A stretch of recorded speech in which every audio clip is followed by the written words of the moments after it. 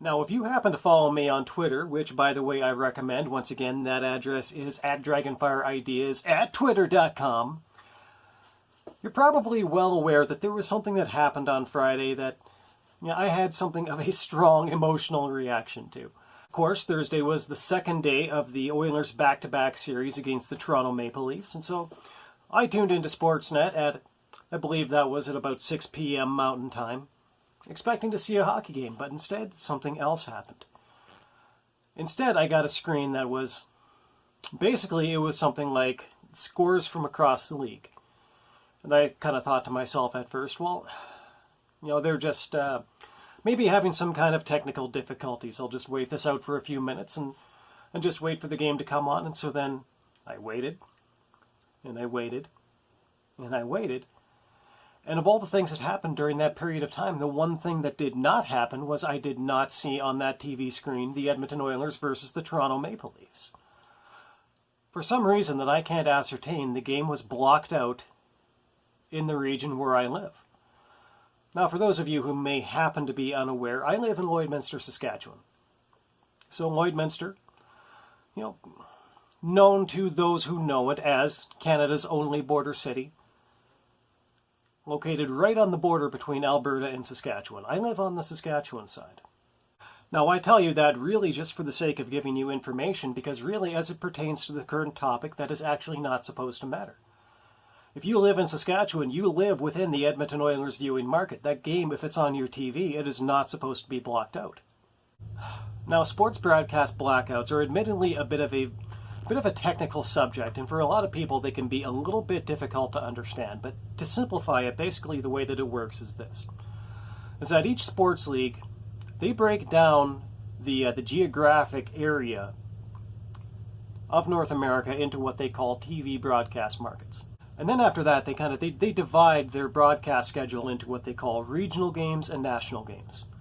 And then often they sell them separately. I mean, not always, but... And so then after they do that, the portion of the games that are kind of designated as national broadcasting rights, the rights to them are sold by the league. And then the rights to those portion of those games that are deemed regional, they're actually sold by the team. Now, as it pertains to the Edmonton Oilers, that isn't really a very important distinction because, as it just so happens, the national games and the regional games are all sold to the same network. They're all sold to Sportsnet. So according to the NHL TV market map, Saskatchewan is supposed to fall into the regional market for 3 different teams.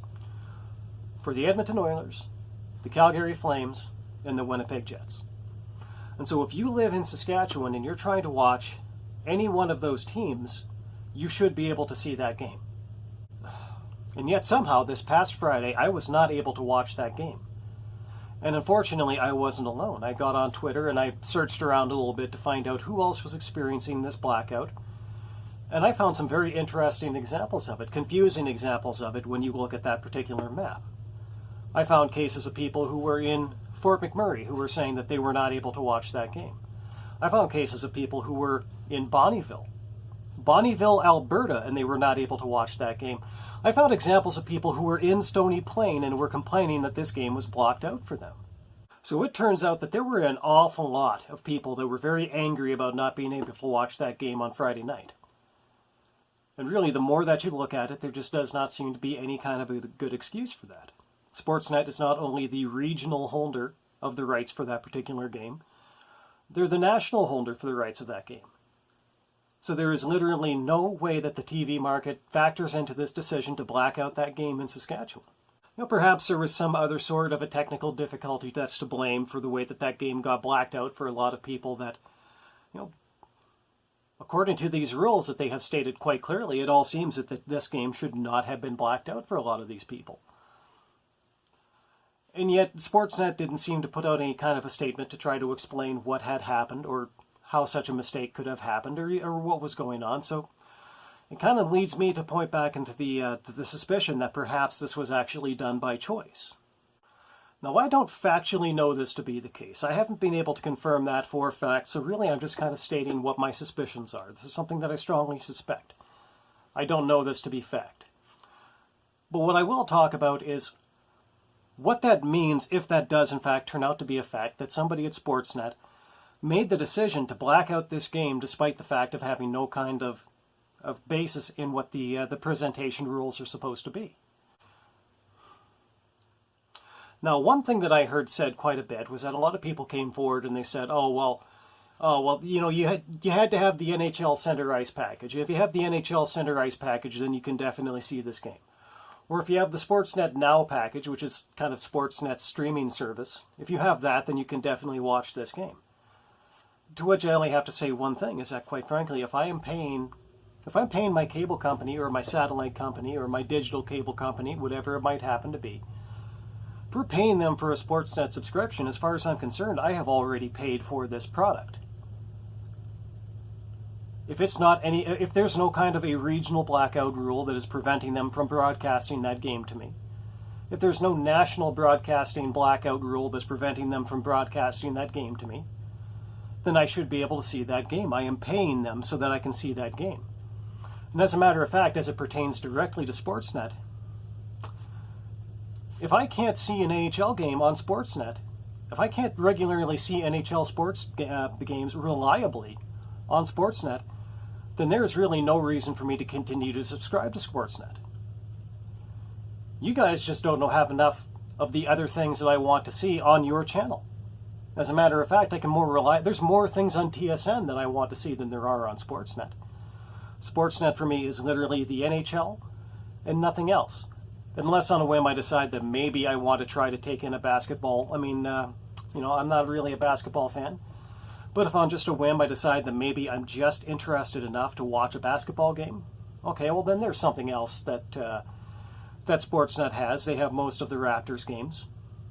So there's one other thing that they have, but really I'm not very interested in that, nearly so much as I'm interested in things like boxing, like the UFC, like AEW wrestling. I watch all of those things regularly on TSN. So if Sportsnet becomes an unreliable source for watching these games, I'm not going to turn around and shell out another $200 a year to watch content that I'm already paying for. I'll just drop the subscription. I'll just cut Sportsnet out totally. It's like, okay, can't count on you.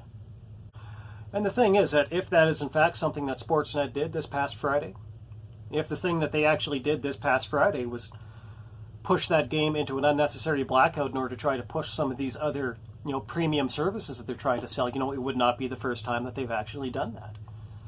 I mean, in particular, you know, one thing that a lot of people who pay attention to the wrestling world, you know, they're talking about these days is, you know, WWE's dwindling ratings.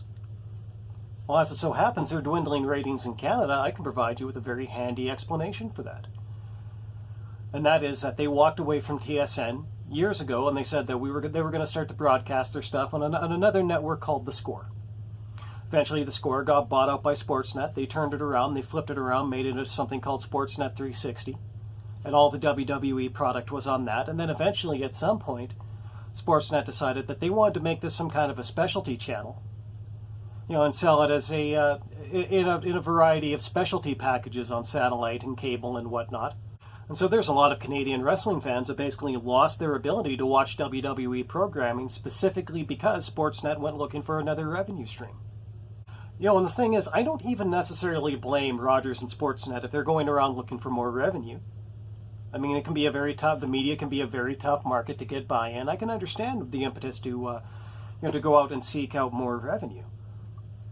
But if they need more revenue, I mean, in all honesty, I would rather pay a few more dollars a month to get the things that I'm already paying them for, than to be told that you actually have to go out and pay for it on a completely separate service than the one that you're already paying for. Why am I paying you for the existing service? Frankly, it just doesn't make any sense why I would, and that's why I just plain won't. You know, if they keep pulling little stunts like this, I'm just going to say screw it and just walk away from Sportsnet altogether. And I think that a lot of other fans, you know, if they don't feel that way already, I think in all honesty they should. I mean, Rogers and Sportsnet, they spent an awful lot of money to acquire those exclusive national rights to the NHL. You know, they spent a lot of money on it. They spent enough that they could actually squeeze out the CBC. You know, the NHL's oldest and most reliable broadcasting partner for literally decades. for nearly 100 years at that point in one form or another, whether it was radio or TV. The CBC, they were squeezed out. They had to go off and do a little side deal with Sportsnet just to keep Hockey Night in Canada going. That's a lot of money spent for those broadcast rights, and those broadcast rights, in all honesty, they're not worth anything unless the fans want to watch it. The value of those broadcasting rights isn't determined by how much money they spent to get them. The value of them is determined by how much they can sell the advertising for because fans want to watch it. And really, they're only as valuable as they are accessible. If there aren't eyes on these games, if there aren't eyes on the commercial breaks because people can't get the games, well, then the advertising value of your product plummets pretty quickly. The exclusive broadcast rights belonging to Sportsnet, one thing I do have to concede here is that it does really seem like they have the fans over a barrel. And if indeed they have been withholding broadcasts from fans deliberately for the purpose of doing that, well, then I would have to imagine that they probably think so too. Well, personally, from where I stand, I don't think it's nearly so simple as that. I think that Sportsnet can hurt themselves very badly simply by pushing their luck with the fans. If they push it any further than the fans are willing to pay for it, well, then their product doesn't really have much value after that. But if that is indeed something that the people at Sportsnet actually think, well, then really for me, that just confirms something, that today confirms something for me that I actually kind of thought to myself all the way back when this exclusive deal was first announced, and that was that, frankly, this deal is bad for hockey fans. And really, I thought that it was bad for hockey fans when all that it really seemed to mean was that there's just going to be less diversity in the broadcasters. Let's face it, Sportsnet, they don't do a bad job of broadcasting the games, but in my opinion, TSN always did a better job of broadcasting games. And frankly, in my opinion, you still see that now with the high quality of the broadcasts for the World Junior Championship games, compared to what Sportsnet does for the NHL. It's not very comparable. TSN does put together a better product. But the diversity in the broadcasters is just one thing. If it means that this deal is going to actually compromise the ability of the hockey fans to see their games at all, well then really that speaks for itself, that this was a bad deal for hockey fans. Now, is it possible that Sportsnet could prove me wrong about this? Yes, absolutely. It is possible that Sportsnet could prove me wrong about this, and they could do it by something so simple as this. Don't let what happened on Friday repeat itself.